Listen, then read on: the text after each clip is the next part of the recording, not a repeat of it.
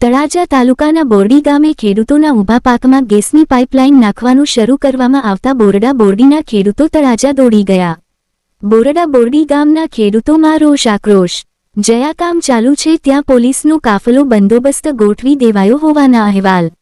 બોરડી ગામના સરપંચ રાજેન્દ્રસિંહ સરવૈયા સહિત બંને ગામના ખેડૂતો તળાજા દોડી ગયા। તળાજા પ્રાંત કચેરી ખાતે આવેદનપત્ર આપવામાં આવ્યું। ભાવનગર જિલ્લાના તળાજા તાલુકાના બોરડી ગામ વિસ્તારમાં ગેસની પાઇપલાઇન નાખવાનું ખાનગી એજન્સી દ્વારા કામ ચાલી રહ્યું છે। જો કે આ કામ જમીન સંપાદન વગર કરવામાં આવી રહ્યું હોવાનું ગામ લોકોએ કર્યો આક્ષેપ। પોલીસ પ્રોડક્શન સાથે ખેડૂતોના ઊભા પાકમાં ગેસની પાઇપલાઇન નાખવાનું કામ શરૂ કરવામાં આવ્યું હોવાનો આક્ષેપ, જેને લઈને ખેડૂતો આજે તળાજા પ્રાંત કચેરી ખાતે દોડી આવ્યા હતા અને લેખિત આવેદનપત્ર આપ્યું હતું। ખેડૂતોને કોઈ પણ પ્રકારનું વળતર ન ચૂકવવામાં ન આવેલ હોવાનું જણાવ્યું છે। બોરડા અને બોરડી ગામના ખેડૂતોએ આક્ષેપ સાથે જણાવ્યું હતું કે કોઈ પણ જાતની જાણ કર્યા વિના ઊભા પાકમાં પોલીસ પ્રોટેક્શન સાથે જેસીબી મશીન ચલાવી દેવાયા, જે બાબતને લઈને યોગ્ય કાર્યવાહી કરવા આવેદનપત્ર આપવામાં આવ્યું હતું। ખરેખર જમીન સંપાદન થયું છે કે કેમ? કંપની સત્ય છે કે ખેડૂતો? ખરેખર સત્ય વિગતો તંત્રની તપાસ બાદ જ બહાર આવશે।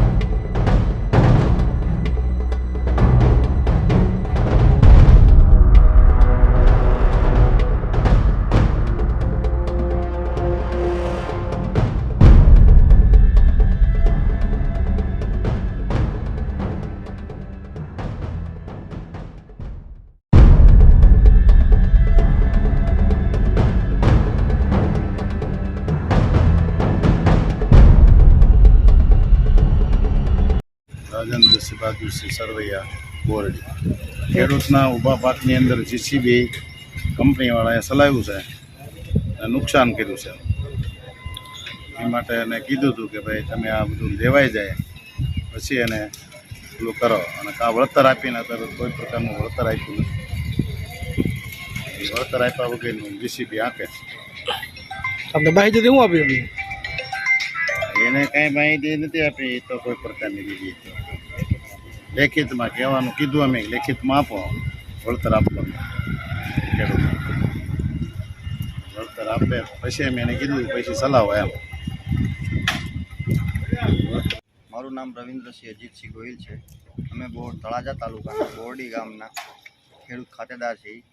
અમારી જમીનમાંથી બિનઅધિકૃત વળતર આપ્યા વગર ગેસ પાઇપલાઇન નાખવામાં આવે છે અને અમારા પાકનું નુકસાન કરી અને અમને વળતર વગર બળજબરી સાથે અમારી ખેતીમાં પ્રવેશ કરી અને અમારી ખેતીનું નુકસાન કરે તો અમારી પ્રાંત અધિકારીને રજૂઆત માટે અમે આવ્યા હતા.